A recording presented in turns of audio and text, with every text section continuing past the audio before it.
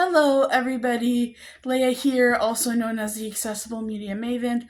On this channel, we talk about chronic illness, disability, Reddit, and as of late, productivity, life not falling apart stuff.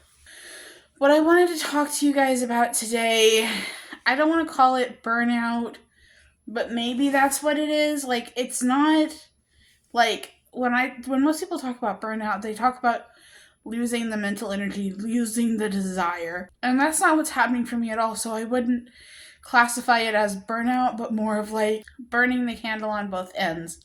And by that, I mean that I'm just kind of exhausted.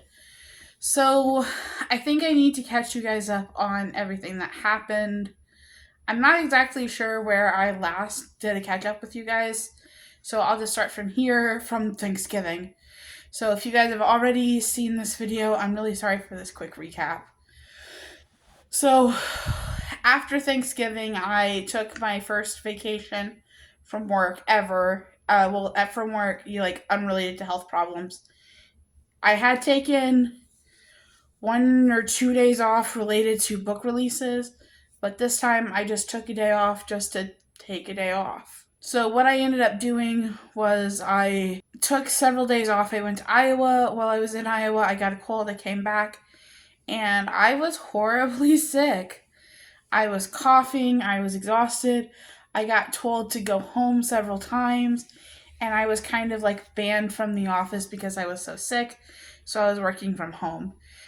And then around Christmas time, I went to go see my parents for Christmas. And the day before Christmas Eve, I suddenly had no symptoms. So I had no symptoms on the 23rd, no symptoms on the 24th, and then somewhere along the line on the 25th, I started having really bad jaw pain. The evening of the 25th, when I came back to Topeka, I went to the emergency room. They sent me home with some ibuprofen and some antibiotics. I went back the next day because I was just in so much pain and I had swelling in my face. And while I was there, they ran a bunch of tests and did another CT, and they decided that I was going to be admitted. And so for 2 days, I was on pain medicine and IV antibiotics. And if you've ever been on pain meds and IV antibiotics, you will know that just wipes you out. So then I end up coming back, and oh boy.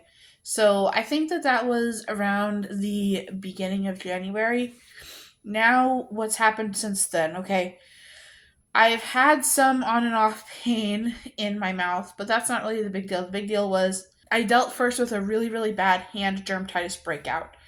I will make a whole video about my struggle to get a proper diagnosis, but what you need to know is that I was not initially diagnosed with hand dermatitis. I was initially diagnosed with eczema, and the treatment for eczema and the treatment for hand dermatitis happen to be the same. It's a steroid cream to try to fight get my body to basically wake up and stop doing what it's doing, stop attacking itself. It was so bad that every single type of soap that I would use would flare it up. So it was red and bleeding and painful and flaky, and cold water hurt. I had to use hot water. That was the only thing that didn't hurt, was hot water. And eventually I found a new soap that's actually a face soap that my boss uses. And thankfully, through putting that on, I was able to kind of calm things down.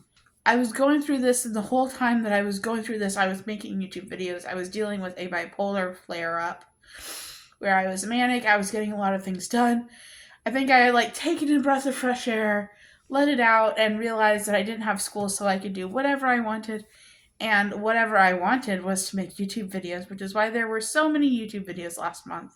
Around the time I got the hand dermatitis treated, I saw my psychiatrist, and my psychiatrist was like, "Oh boy, are you having a manic episode?" And then I was like, "No, yes, I am."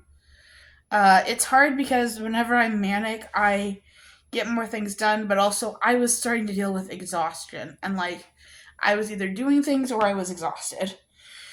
And I've only dealt with that, once in my life in 2020, where I would get up and dance around my room and then fall over asleep. I was so bad. And I was once again dealing with that. And so she put me on a increased medication basically said, here you go, I'm going to increase your Abilify. And that like wiped me out. There were days where I had to just go home because I was literally falling asleep at work. I would take the pill and I would go right to sleep. So I was going to sleep at like 7 o'clock, and I felt overall just kind of like lethargic and subdued. And so after only a week of that, I called her and I said, wait, wait, wait, we can't do this. This is like putting me to sleep. I need help. So she ended up switching me off of that medicine and onto a new medicine, which you had to take with food, which has been a little bit challenging to remember. But unfortunately, when that medication stopped, the fatigue didn't stop. I'm still struggling with a lot of fatigue problems. So what do? I go back to the work clinic, the one that diagnosed me with hand dermatitis, and I said, I need help because I am severely tired. I can't stay awake at work. I'm falling asleep at my desk. I don't know what to do. I thought it was this medicine, but then we switched off of the medicine onto this new medicine.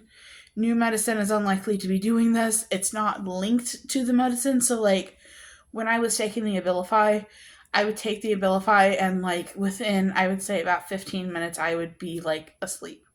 Whereas it doesn't seem to be linked. If anything, I think it just so happens that I'm, like, more awake when I take this medicine. I don't think that that is like because of the medicine. I think that that is just a thing that is happening organically. I'm sure you're wondering how this all is affecting my schoolwork. If you don't know, I am a part time student, full time employee, so I work 8 hours in the day plus a 1 hour lunch break, and then I usually do 2 to 4 hours of school. So 2 hours on the days that I work in the office and 4 hours on the days that I work from home.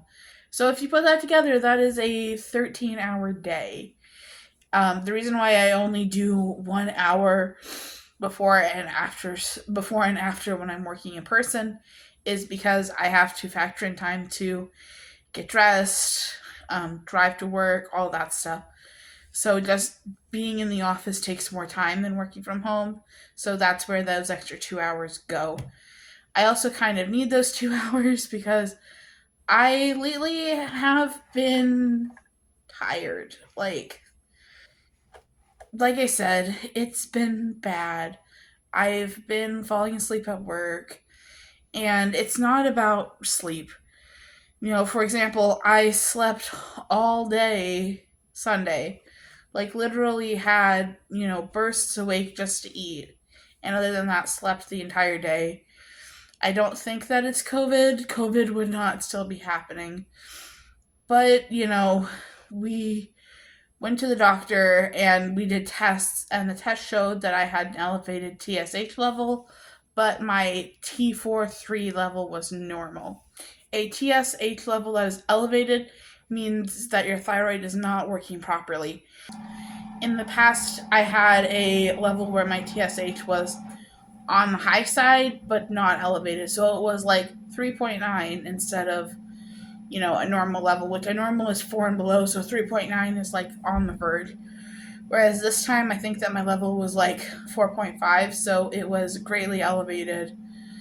In addition, my vitamin D was low. And if you don't know, I take vitamin D every single day. I take 6,000 units of vitamin D. So to still be deficient means that either I am improperly storing vitamin D or I just can't get it through my diet. And they still haven't called me yet. The reason why I know that my TSH was high and my vitamin D was low is because the health clinic uses a local hospital. So the hospital releases the records. So I got an email saying like, your thing is in. And I think I got that email on Friday saying that my test results were in and that my TSH was high and my vitamin D was low.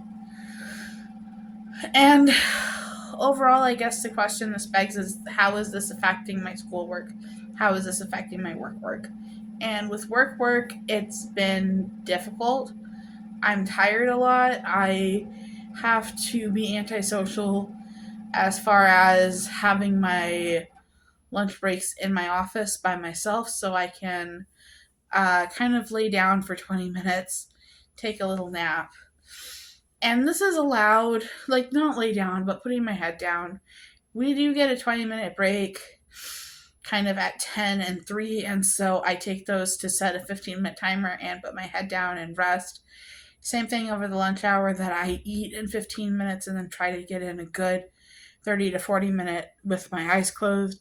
I also drink a whole bunch of soda, which I know is not good for me, but it's so frustrating because it's really hard to have all these things that you want to do and not be able to do them. Because my big concern was that I was going to get burnt out, that I was going to go through the same burnout that I went about this time last semester, where I just didn't want to do anything, and so I laid in bed watching YouTube videos.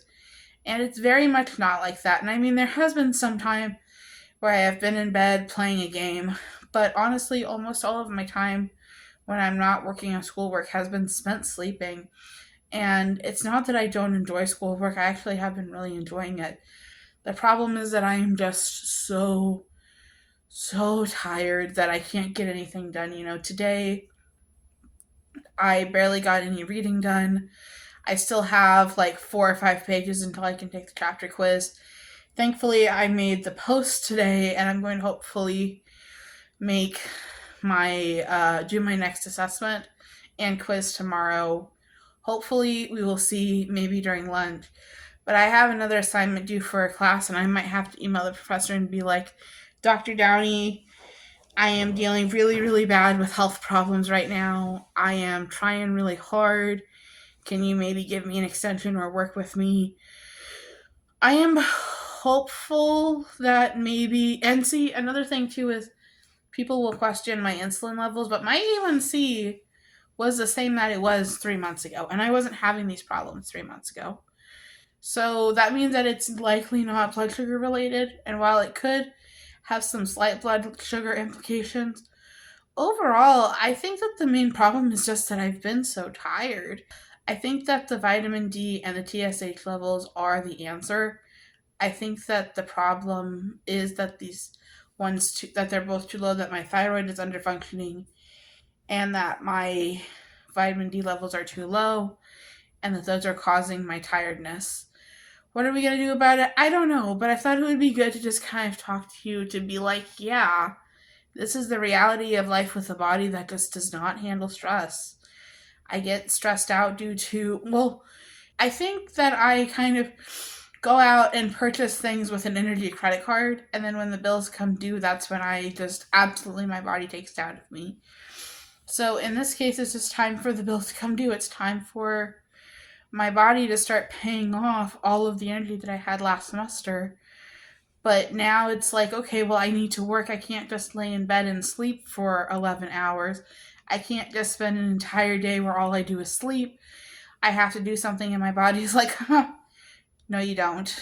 So, all right, guys, that was 17 minutes of me talking. I'm going to go to bed now, actually, because I am super, super tired. I will update you guys on how things go with school and how things go with health in a couple weeks. Bye, guys.